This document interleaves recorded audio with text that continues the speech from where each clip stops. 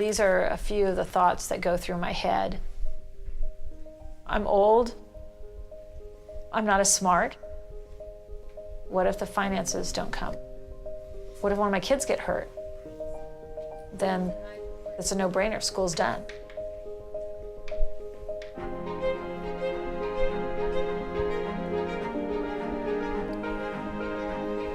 I was searching for a job for a couple years.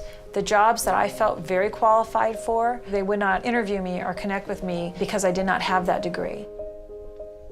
And so it was really sad and depressing to open up my computer and look for jobs. Because of that, I decided to go back to college. After a couple years, I applied to USC. Kind of in the middle of summer, this red packet came in the mail. And I was like, no way, it's a packet. If you got an envelope, that's one thing, but if you got a packet, that was a good sign. I opened it up, went screaming through the house, showing the kids. But then I was like, wait a minute, that's an expensive school. I got in, but it's an expensive school. We have no money, and I'm too old to take on student debt. You know, I really just cannot do that.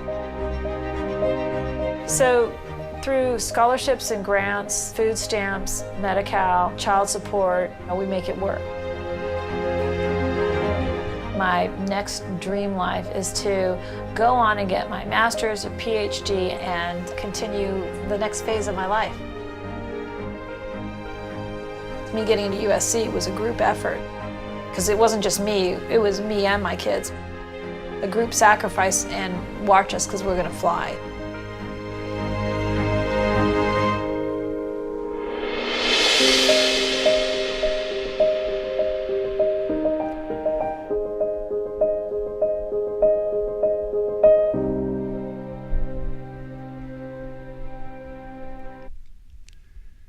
This is Lisa. To us at Course Hero, Lisa is a perfect example of a student hero.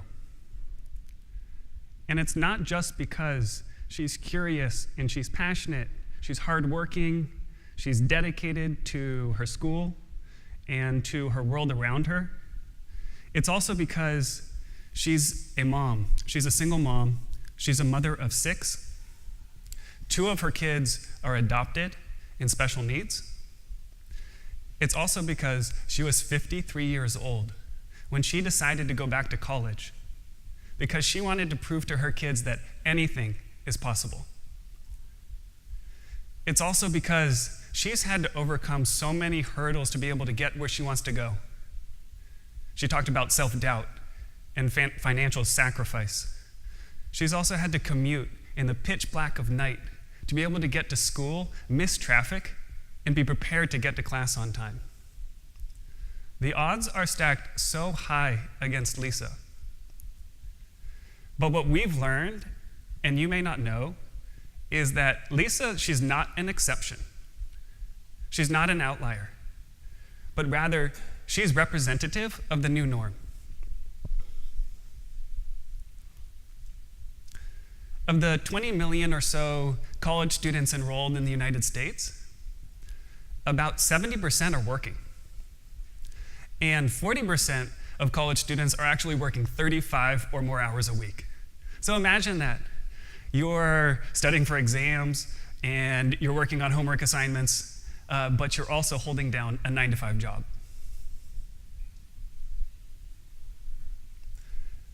That's what almost half of all college students in America do today. And a quarter of all the college students are actually parents like Lisa. And 70% of those parents that are older than 26-year-olds are actually single moms. Imagine that day. You wake up in the morning and you get your kids ready for school, and then you take them to school, only to go to school yourself afterwards. And then you go to work. And then you come home and you help your kids with their homework before you get to work on your own homework. Who knows what time it is when you go to bed, and then you wake up in the morning and you repeat day after day. These student parents that are working, they don't have access to the same sort of support systems or peers that others do. So when you tack on a disruption in their lives, whether it's a sick kid, a kid who gets hurt, or your work schedule changes, or you lose your job, or your car breaks down, or you lose gas money, you don't have gas money. The ambient level of stress can become unbearable. And perhaps it's one of these moments that becomes the critical moment that breaks their path to graduation. And nothing to take away from the traditional college students, the ones that we picture from 18 to 22 years old, who don't have a full-time job, they don't have kids. They're also stressing to manage their time and stress. They've got a full class load, but they're also trying to build a Renaissance-like resume, interning at impressive companies, but also doing tons of extracurriculars on top of their full class load, whether it's clubs or a sports team or fine arts. Also managing that with social activities or dating or something like that. They feel like their whole future hinges upon every single test that they take, every homework assignment that they're taking on, and they realize in the back of their minds that every day their financial debt, their loans are racking up. This is the reality for college students today, whether it's a 53-year-old single mom, or whether it's an 18-year-old freshman coming into the college dorms for the first time. It's no wonder 64% of college students do not graduate on time. They don't graduate within 4 years, and actually 40% never go on to graduate at all. At Course Hero, we view this as an epic fail. It's a fail for students who don't get up to the podium on graduation day and earn that diploma and walk through the doors that it would open for them. It's a fail for educators who pour so much time and energy into helping students learn what they hope and need to learn. It's a fail for our society, who needs well-rounded, well-educated, empathetic, brave thinkers to take on our biggest problems. It's a fail for all of us, for which we believe we all bear some responsibility, including us at Course Hero. Should getting a college education and trying to improve your life really be this hard? No, it shouldn't. We want to help change this reality. We want to make it easier for students to be able to learn, to be able to graduate on time, and succeed in their lives, in their future careers. Course Hero is an educational technology platform. It's powered by a community of students and educators that are contributing to and building an online library of resources, of study materials and study resources, 20 million large. It includes resources like practice problems, notes, study guides, practice exams, assignments, resources that can help students in their classrooms as supplemental materials to complement the learning experience. Course Hero is available for students and educators for free if they contribute their own resources to help build out the library. And it's also available for a Netflix or Spotify-like subscription for everyone else. Nearly 1 in 5 college students come to Course Hero to get unstuck on their homework questions, to be able to understand core concepts that they're learning, and to be able to prep for exams in their classes. When students are getting overwhelmed, maybe to the point of giving up, we're there for them. A lot of them. In fact, we are one of the top 200 most visited websites in the United States, and we're one of the top 1,000 most visited websites in the world. And this year we will serve, or we're on track to serve, over 300 million visits to the website. And we're proud of this. But we're also aware that it's not good enough. Many students are still struggling and dropping out. And we need to be able to be there for them along their academic journeys to help them get to where they want to go. It's been exciting to be here for the last few days with a group of people in a conference where everybody is caring about the future of education and trying to transform the way that students learn, to make it work better, to make it work more effectively and efficiently and for more people. And we're trying to evolve our platform for this very purpose. We envision a world where fewer students are falling through the cracks in and out of education. And we envision a world where we're doing this, where we're connecting and linking students and educators together to be able to help students along their journey. So let me tell you a little bit about how we plan to get there. First and foremost, in the future of education, we believe we have to start with the student, an individual student's journey, and build around that. Because instructors, they're already personalizing the learning experience, the pace of instruction, the sequence of instruction, and even the subject matters itself, depending on their interpretation or judgment of a student's context, their skill levels, their aversions or interests. And we think we need to evolve ourselves in a similar way. So on top of our library of 20 million course-specific resources, we need to be able to leverage technology to build for and around each individual student. That's why this fall we are launching a new intelligence layer on Course Hero, on our new redesigned platform. We're calling it the Learning Graph, and the idea is to be able to power tailored recommendations, smart suggestions to students that would be best fitted to help them where they are, when, and how they need help. To use an analogy to think about this, imagine that last time you went on a site like YouTube and you came to watch one video, but then you found yourself 45 minutes later having watched 10 different videos, and you've gone down that rabbit hole and it's like a YouTube playlist. You've gone on a journey with it.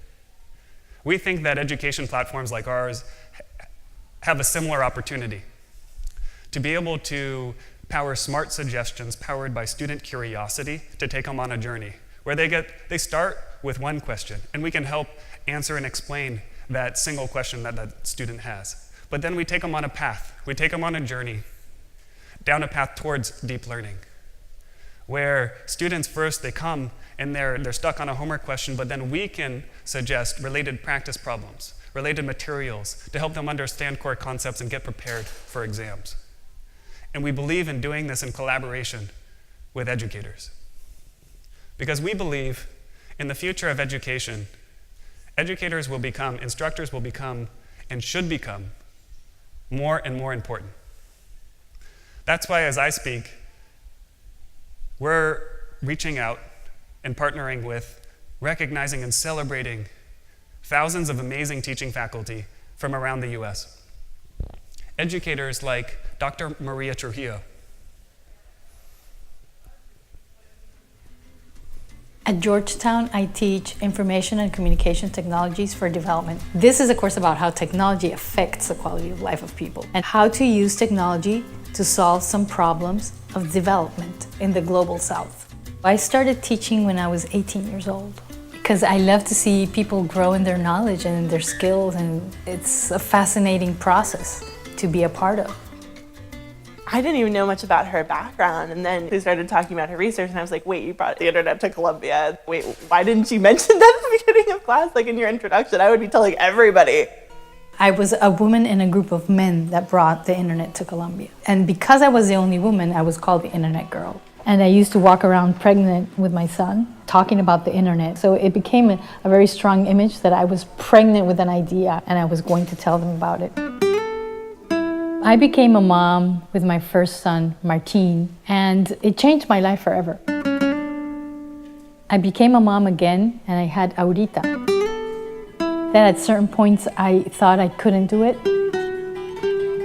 I couldn't be able to hold down a career and raise my kids. So there were moments in which we felt insecure.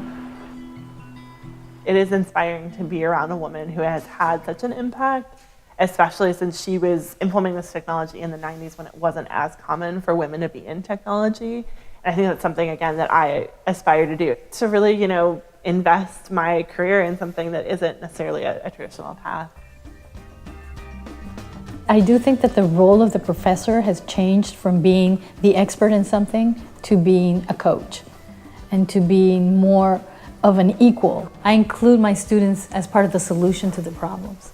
I'm not the expert, I don't have the answers, but I will coach you, I will mentor you in trying to solve part of this puzzle together. And that's where the future of education is moving. To us at Course Hero, Dr. Trujillo, she's a perfect example of an educator hero. She's highly accomplished. She loves to help students learn. She loves to teach, and she's got grit.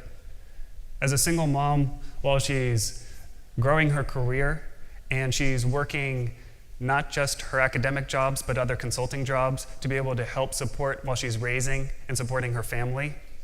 And doing other things while at Tulane, she also overcame other events like Hurricane Katrina. And like Lisa, our student hero, Dr. Trujillo is not an exception. There used to be 50% of all teaching faculty were tenured or tenure track. And today, at most, 30%. So 70% of teaching faculty in post-secondary education today are now adjunct professors.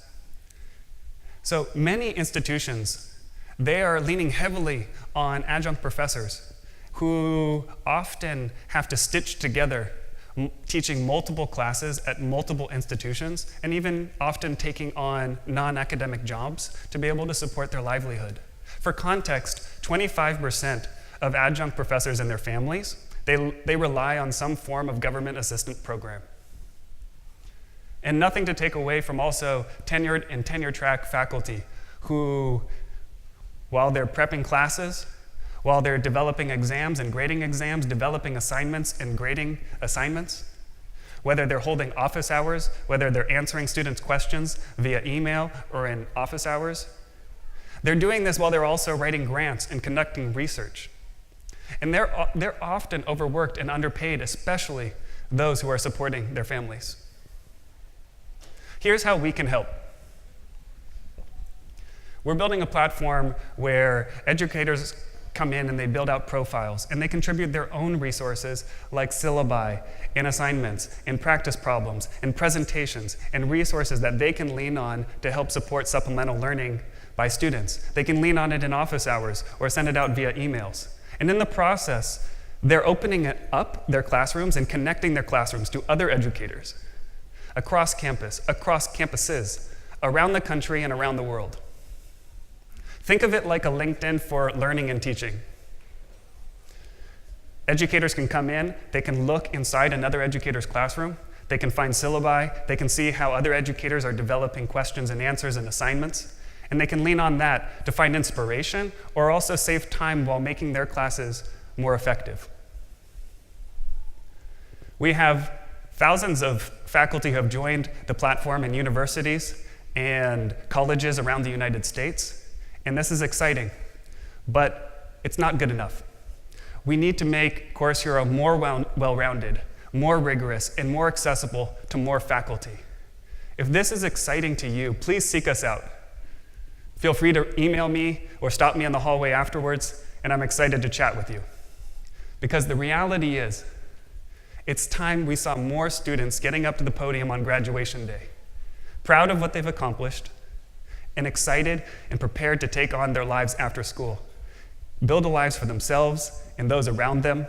It's time we saw more educators who are being recognized for what they're doing and being able to sustain and enjoy the lives they've already built for themselves. We think this is eminently doable. We plan to help students and educators get there, and we hope you'll join us. Thank you.